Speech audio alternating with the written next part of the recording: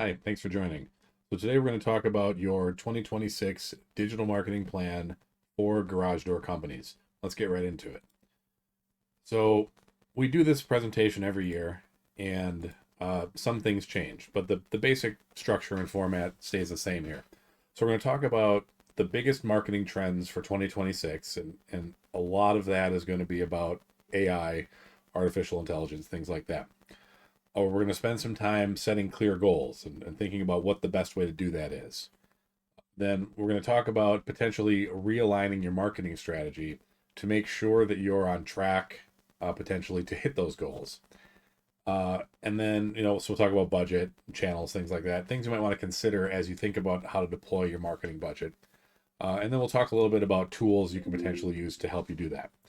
Okay, so that's the plan for today. Why would you listen to me? I wrote online marketing for garage door companies. I and my team have worked with dozens and dozens of garage door companies. I own garage door marketers. And even before garage door marketers, I've owned and ran digital marketing agencies since 2011. So I've been doing this a long time. I have a great team. We have a lot of experience in the garage door industry. And as you know, as a garage door person, dealing with Google in your industry is an absolute nightmare. And we unfortunately have a lot of experience with that. And so we're somewhat uniquely positioned to help you and to talk about these things. Okay. We have lots, like I said, dozens and dozens of garage door clients. So let's get right into it. So when you think about 2026 and the things that you need to be aware of and the things that are going to be important, the focus is increasingly going to shift to AI. If you watched the presentation last year, I told you in 2025 it was going to become much more important. Well, that was clearly true. And now going into 2026, it's going to get even bigger. You are not going to be able to avoid it. And I've thought this for a while. It's even more clear now. This is going to be bigger than the internet in terms of how it transforms society in ways that it's hard to even imagine right now. So, there's always a lot of hyperbole around things and trends and things like that, but this is no joke. And there's really, this is a little tangential to marketing, but just so you're aware of what's going on here, AI is the most obvious thing, but what's coming in right behind it is robotics. And you're seeing a little bit of this with Tesla and the self-driving vehicles. um, you know, we're still in the infancy of this. AI is still dealing with token prediction, which is like next word prediction. But at some point, it will become a vision based model. It will look at a picture, take it in, and do outputs, which is essentially what we do. And so the kind of things that this is going to unlock is absolutely crazy. We also need to consider what's going on in computing, and it's a smaller story, but at some point this is going to blow up because it's huge in what it does, and it's the quantum computing. And there's been fundamental advancements in 2025, such that we are getting closer to this actually being kind of a relevant and important thing. So when you look at AI, robotics, quantum computing, the sorts of technologies that these things together unlock are kind of nuts. And so if you're not paying attention to this stuff, you really ought to start paying attention now, because it is going to be fundamentally transformational in terms of, you know, how we interact with society, how we interact with our work and business. And you as a business owner will need to be aware of this so that you can adjust and react as these changes happen. So this will be more evident over the course of this year, but I'm telling you, if you're not paying attention, put it on your list. And I'll be making videos about this all year. I'll be talking about this all year. I pay extremely close attention to this stuff. So you can just watch my videos if you want, but do your own due diligence. All right. So in conjunction with that now, really the other four things I'm going to talk about here are really downstream from this. Okay. So the first one is that SEO is morphing, and if you pay attention, every year or every couple years, everyone's like, "Oh, SEO is dead," and they'll say that also about this, but it's not. It never will be dead, as long as businesses need customers and customers need the services from businesses. SEO will exist in some kind of form. All SEO is bridging that gap between customers searching online for businesses and businesses wanting those customers to find them. Okay. Now, that is changing. The tactics are changing.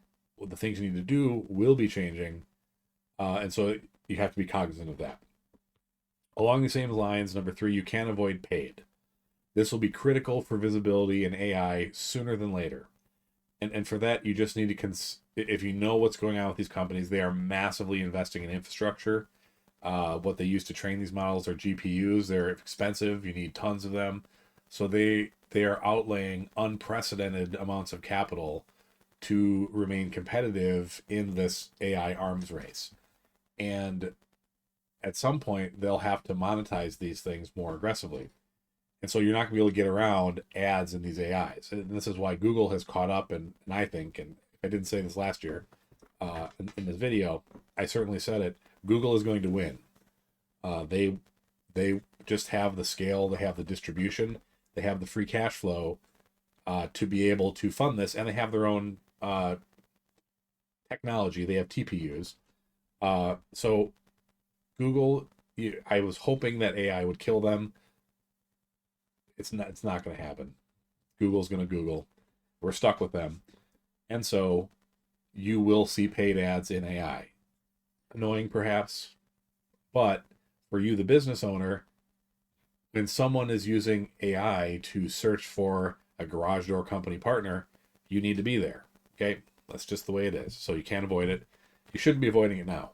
But if you are, start and just be prepared. It's going to be a critical part of your business strategy. Now, you must become the face of your business.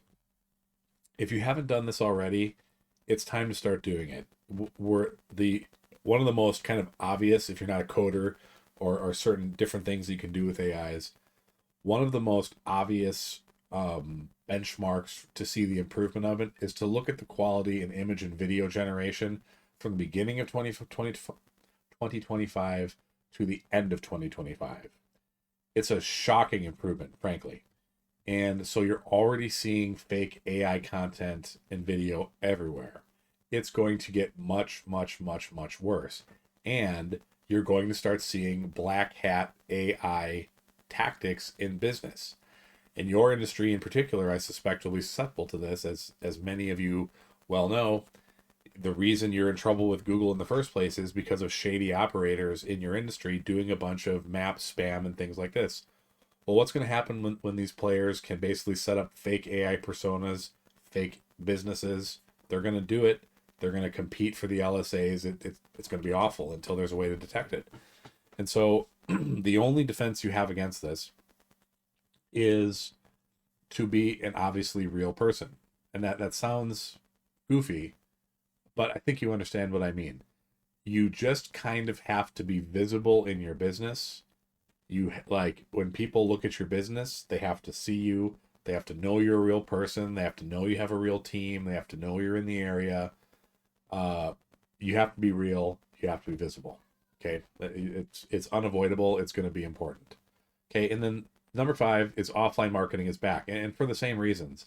Is online is going to be filled with just AI slop and nonsense. People are not going to believe what they see online anymore. That's a really fundamental problem to solve.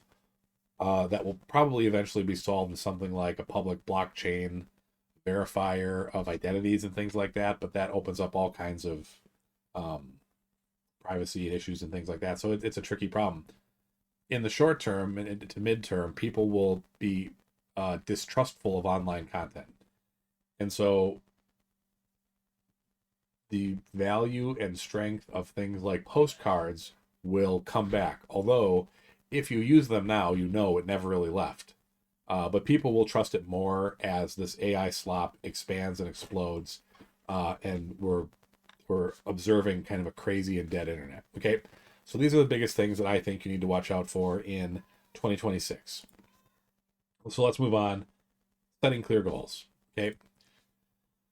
So as we head into 2026, you want to think about what your goals are. This is something that I'm doing myself now as I kind of lay out how I want to approach this next year.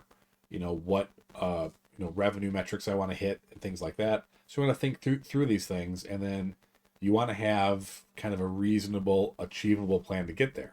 Okay. So one thing I'd encourage you to look at is we put together a 2025 market report that talks about the industry. Okay, and it's on our website. You just go to garagedoormarketers.com, and there's a little banner at the top that'll get you to it. But it just looks at kind of what's going on in macroeconomics, what opportunities there are in the industry. It gets more into digital marketing, KPIs, how you should kind of attack the market and things like that. What to look forward to in terms of technology and automation, and just some benchmarks. So just check it out. It's a pretty good report. It just gives you, I think, useful information to consider, to kind of keep in the back of your mind as you go through this planning that you'll need to do for 2026. Okay, so that's 2025 market report. Read it and check it out. Here's a screenshot of it I just showed you. And then we also have the 2026 marketing planner. And so if you can go to the footer of our site, you can go to that very same report I just showed you, and then at the very bottom it'll take you to it. But that's also on our website. It's a marketing planner. And so what you can do is it really just lets you play with different scenarios. So let's say that your revenue goal for next year is 1,500,000 for that location. And it lets you pick kind of how aggressive you want to be. If you just want to maintain, you kind of spend a low amount on your marketing budget. Generally not recommended. If you want moderate growth, I'm going to try to fix this black and red font. That's kind of annoying. Moderate growth, generally recommended in the 6 to 10% of your gross revenue range is what you want to invest. If you want to be an accelerated growth, a little bit higher, and aggressive growth, you're just really, really spending a lot to grow in a location. Generally, we recommend moderate to accelerated growth, unless you're like already extremely profitable in one location and you're opening more locations, you want to be aggressive. Moderate to accelerated puts you in a good spot. That's generally going to be somewhere around 8 to 13% of your overall your overall gross revenues, you're going to want to attribute to marketing. Okay, so that gives you kind of one target benchmark for what makes sense for you to invest. Okay, so that's kind of, here's one peg. So in this case, for our $1.5 million business, this suggests a budget of about $10,000 a month for you to invest in marketing. This includes ad spend. Okay. The other approach that you can do is to calculate the number of leads that you actually need roughly to hit those revenue goals. And so, let's say you have a pretty healthy mix of service and install, and that across all of your jobs, your average revenue is about $1,225. Okay. If you skew service heavy, it might be lower. If you skew install heavy, it'll be higher. And that'll impact your conversion rate too. So you can run this scenario different ways. Okay, but here we're assuming an average job value of $1,225, a conversion rate of 50%. Let's bump that up a little bit. Let's say you do a good job. You close 65% of your customers. Okay. So what this tells you is to hit your annual revenue goal of 1.5 million, you're gonna need to do about 1,225 jobs throughout the year. And based on your conversion rate, you're gonna need, and I'm gonna use a different number because it's kind of confusing. Let's say your average job is 1150. Okay, now the numbers are different, and he's close 65%. So you'll need 1,305 jobs at that average job value and conversion rate. You'll need 2,007 leads. Okay, so that breaks down to 109 jobs a month, which means you're going to need 168 leads per month to hit your monthly revenue target of 125,000 to get you to your annual revenue goal of 1.5 million. Okay, so now we know we need, in this model, the lead first model, we need 2,007 leads. All right, so what do they cost, right? So now we can look at different channel allocations: so organic, SEO, paid, and offline.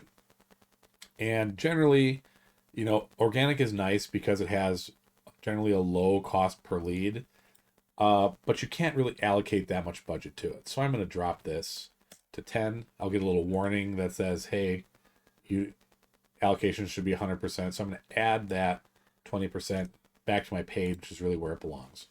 Okay, So this says I'm going to spend 10% of my marketing budget on organic SEO, probably things for like acquiring links, uh, paying an SEO retainer for a marketing company. And for paid, we're going to invest heavily at 60%. And we're going to also do some offline at 30%.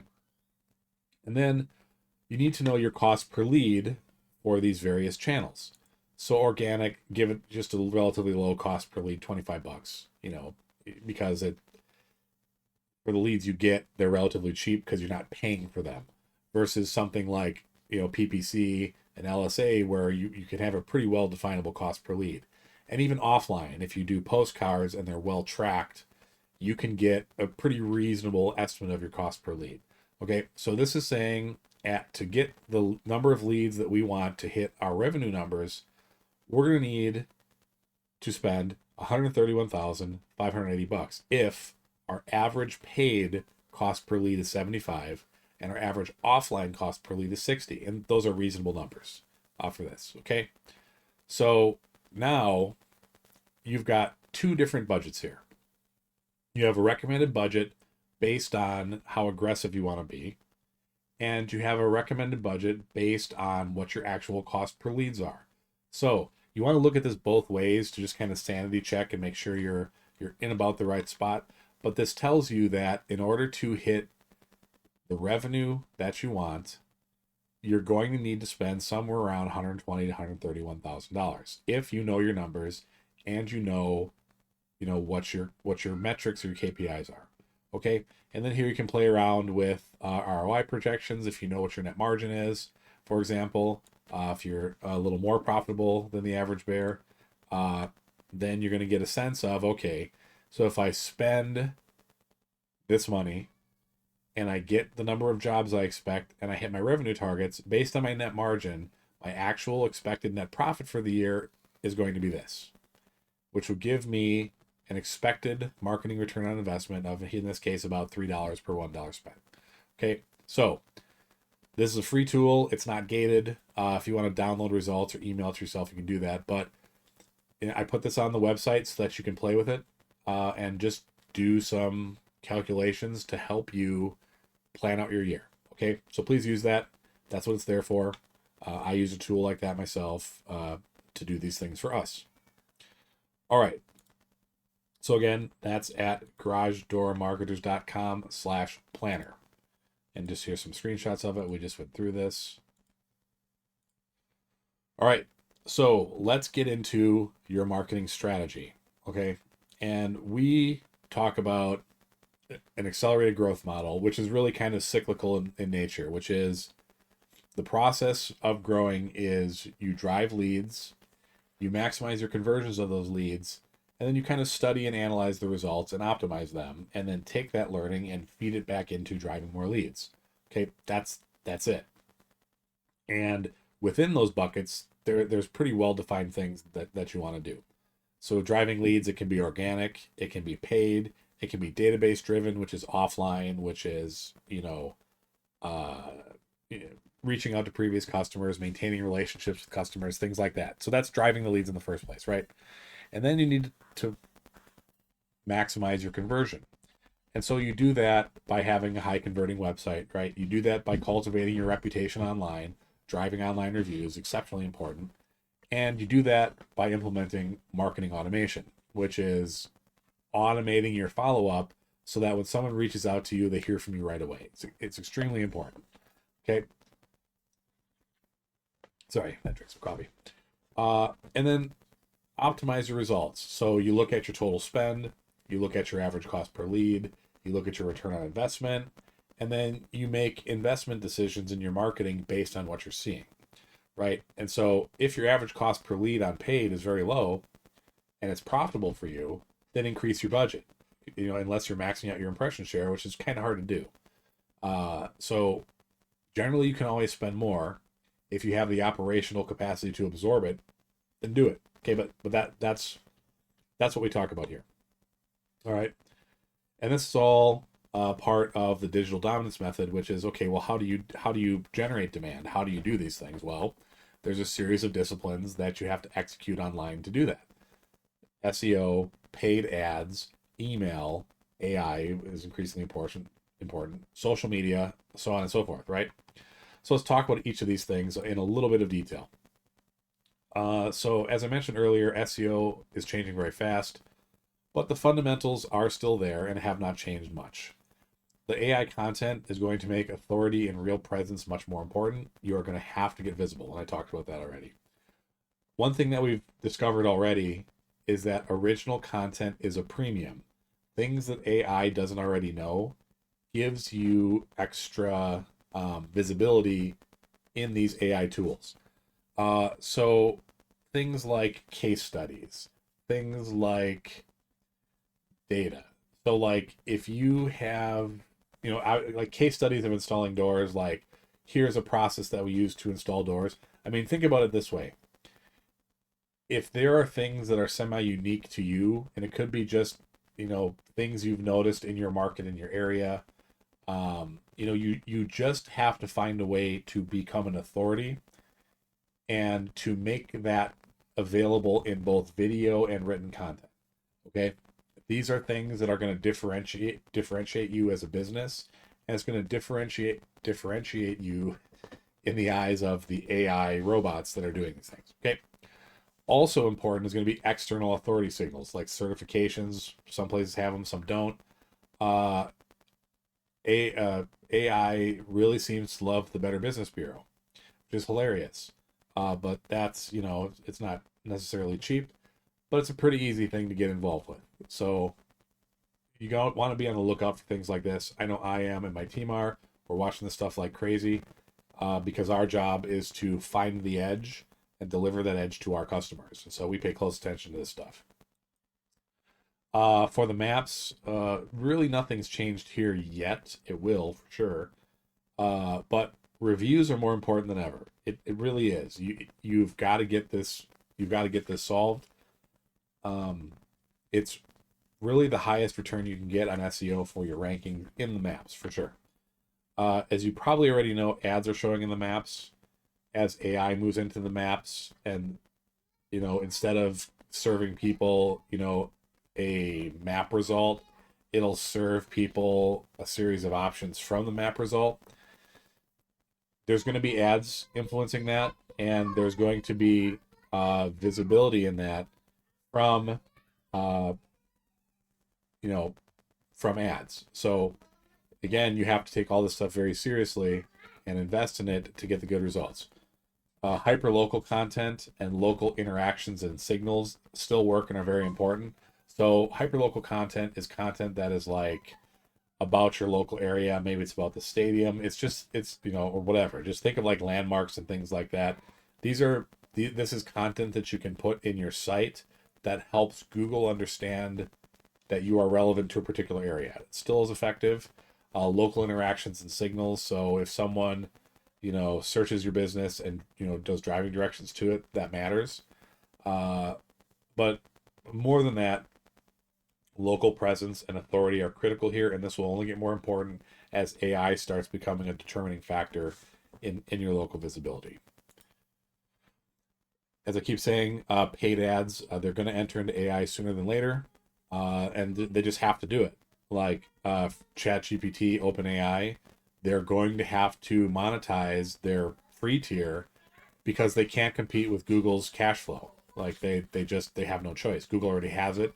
They have the distribution. So just from a business standpoint, places like OpenAI have no choice but to put ads in there. They have to do it.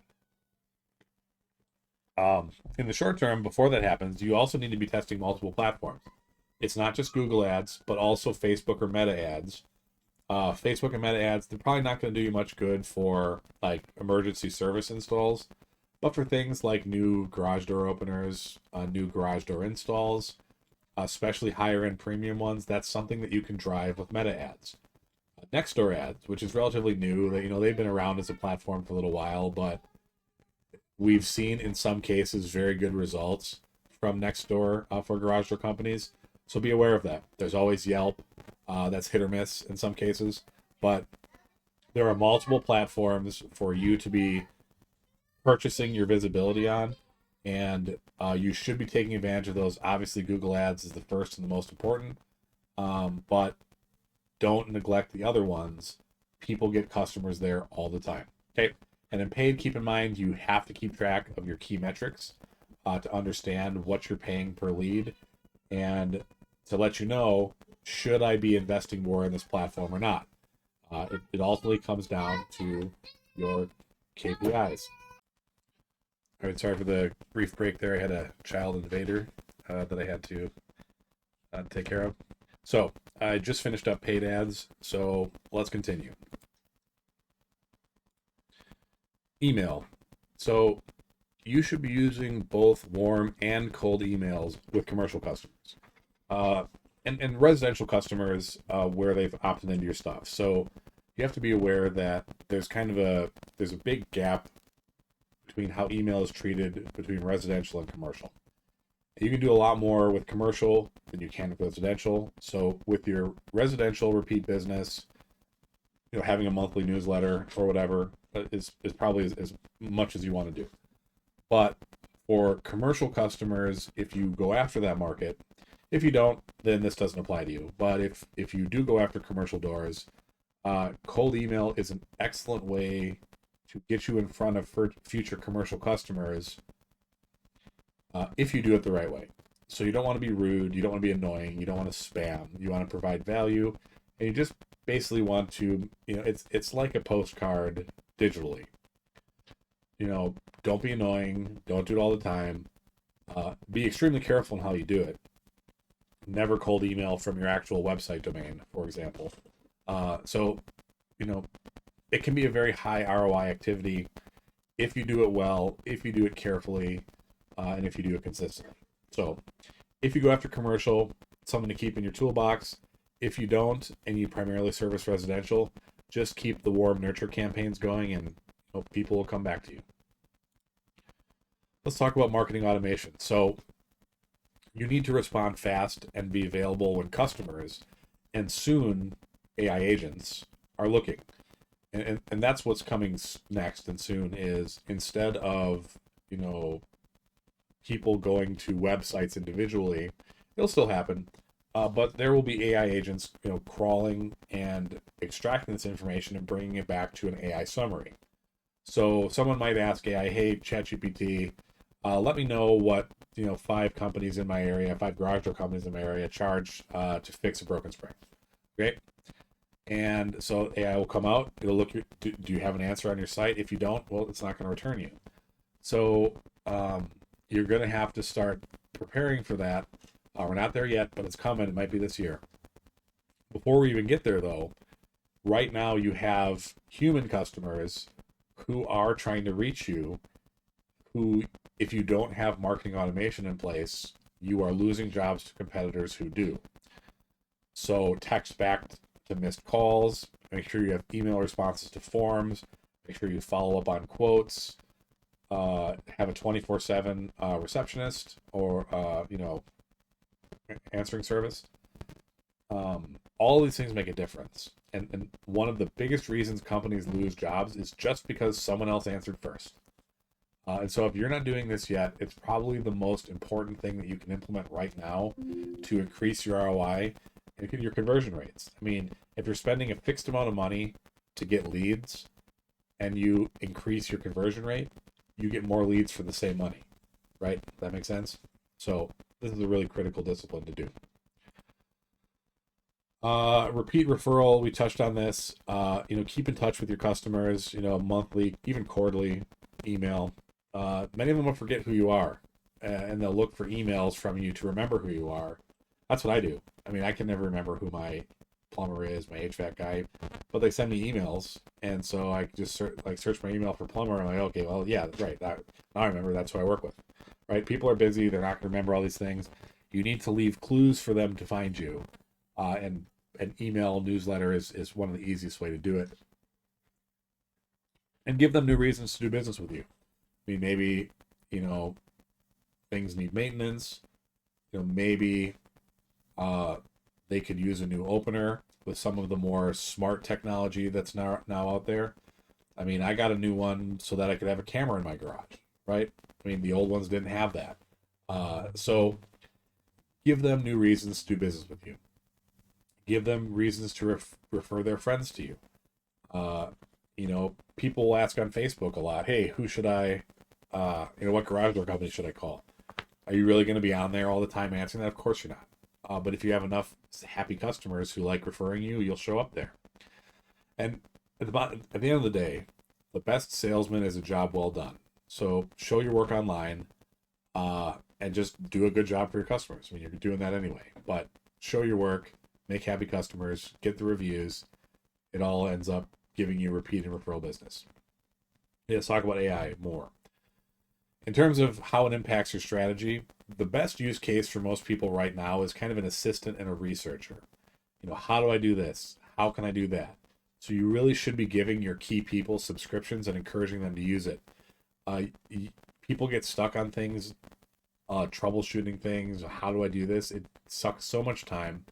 If you're using these AIs, you can get fast answers to just about any of this stuff, and it'll help you walk you through the process. I use it for that all the time. I'm a developer, so I'm literally using these things all day long to build really cool stuff. And when I get stuck, I can get answers like that. So for your key people, give them these things, tell them to use them. Yes, they hallucinate, but not on easy stuff typically. So use them. What's coming next? More chatbots, more AI auto answer. And this is things like phone calls and things like that. We already use them. If you chat on our site, there's an AI answering the chat. And if you call our phone, we've got an AI receptionist. You can call us 24/7. Now, these are rudimentary. They're not as good as they can be. But I'm using them to test them and working on building better ones. You're probably going to want to get them in place sooner than later. If nothing else, AI, if you have an auto attendant service, they generally are just taking messages. They can't really do much for you, a lot of them. That can be easily replaced with an AI agent. Okay, so that's what's coming next. Coming next after that, it's going to be AI chat everywhere. Chat has kind of seemed to have been established as kind of the key way people talk to it. And so expect to see it embedded in all kinds of things. Existing software companies are racing to get AI's features and everything. So you're just going to see more and more of it over this year. And as I mentioned earlier, in the future, robotics plus AI plus quantum computing, it's going to automate a lot of stuff. It's going to be nuts. All right. So in your 2026 plan, you should be planning to aggressively improve in every one of these categories to expand your local market share. AI is going to change everything, and my fundamental recommendation is you need to be well positioned to adjust and respond. So I would be grabbing as much market share as I can so that I am in a strong position to do something about these changes. Okay, that's my recommendation. Grow aggressively. And for all of these things, I will do more in-depth videos on each of these throughout the year, especially as things change. I may end up doing multiple videos on SEO this year if things change crazily from Q1 to Q4. I'll do more than one. I'll try to do more shorter stuff. These are long and they're work to put together. Sometimes it's easier just to pop off a 5-minute video explaining things, so I'll try to do more of that too. I haven't done a lot of video this year. I'm doing a lot of building. Now I'm moving into the communications phase of this stuff. And I'm building all this for our customers, and if you'd like to work with us, talk to my team about how we might help you. Okay? So let's talk about your marketing platform. Everybody needs one. In fact, you probably already have multiple of them. What we use is our own platform, which is called Revenue Commander. Okay. We run our entire business from a marketing and sales standpoint on our Revenue Commander platform. And it really is a do-it-all marketing app. So, our landing pages are built on it. Our forms are built on it. Our emails come through it. We communicate with our customers through it, like our pre-sales customers. We'll text, we'll do emails through Revenue Commander. All of our bookings and appointments are through it. All of our marketing automation is done through it. All of our call tracking is done through it. You can do reputation management through it. You can see your analytics in it. It really does everything. Okay.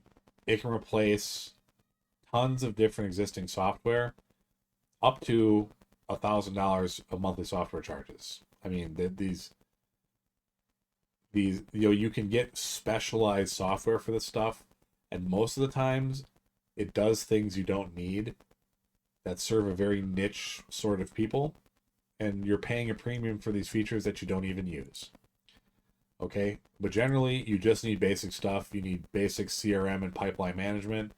Where are my leads? Where are they? What is their status in our sales pipeline? What jobs do we have out there? What looks good? What's going to close? You can manage that in here, along with your communications to these people. And by moving things in the pipeline, you can kick off specific automation. So, for example, if you have a pipeline of lead, qualified lead, we've quoted them, we've sold.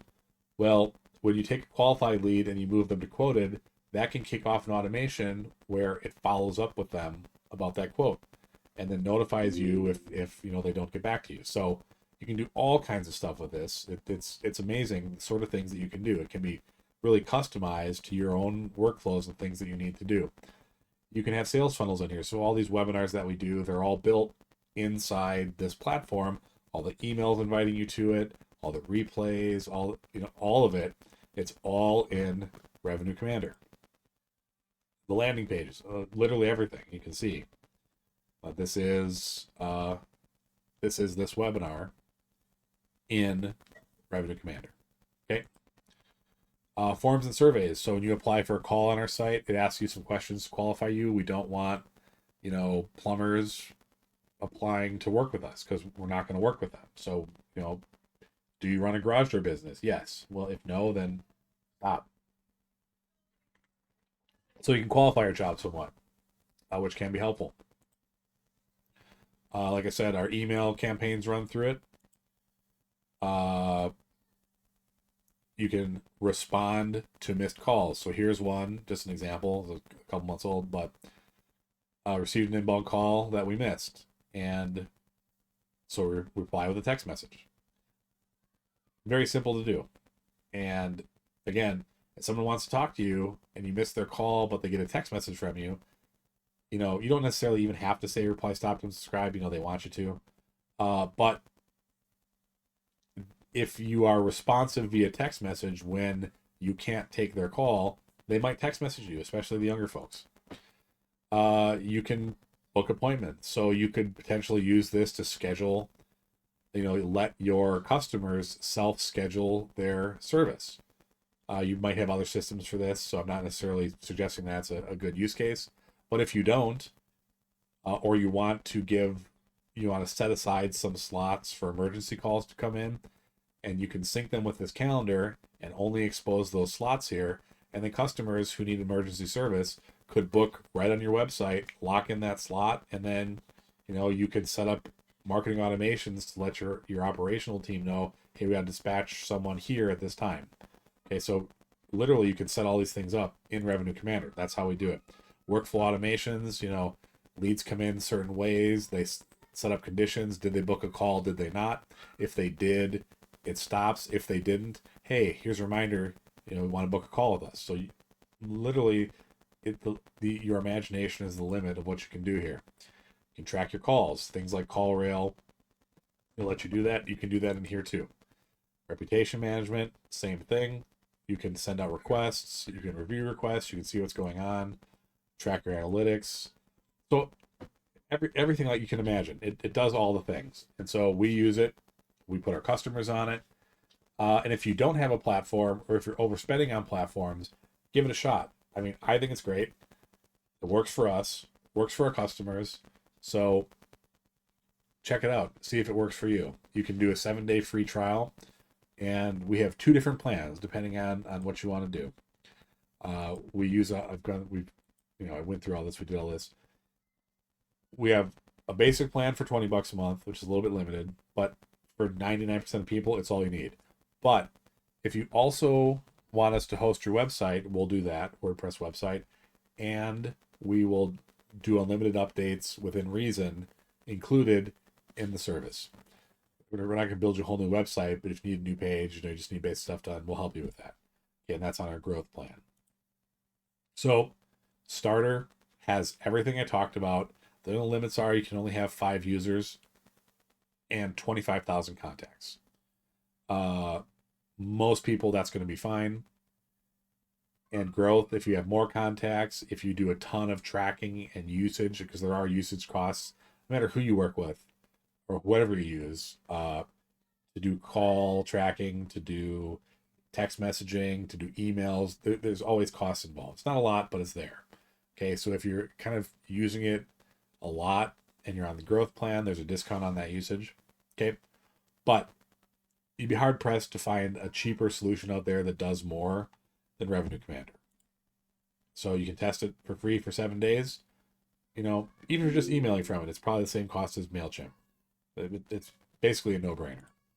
Now, if you want to talk to us about marketing, we offer a free, basically, market report. We look at what's going on in your market, how you're doing in the maps. We know who's running ads, how many people are running ads, how your rankings look, all kinds of stuff. And we go over that with you, and we look for areas where you can improve. We'll kind of tell you what we see, what opportunities we see, and go through it with you, and then tell you how we can help you if you'd like us to. It's no pressure. We don't do that. You don't want to work with us? Fine. Keep the report. Do it yourself. Totally fine. So give us a call or go to garagedoormarketers.com/apply-now. If you do that, you can test out our automations. Our Revenue Commander automations power that entire process. And so you can experience it for yourself. So give us a call. Check out our site. I hope this was helpful. We'll be doing more of this all throughout this year to help keep you up to speed on what is going on in AI and how it impacts marketing and therefore how it impacts you. So again, go check out our planner. Hope it's helpful for you. And I hope you and your company have a very successful 2026. Thanks for watching, and we'll see you in the future one.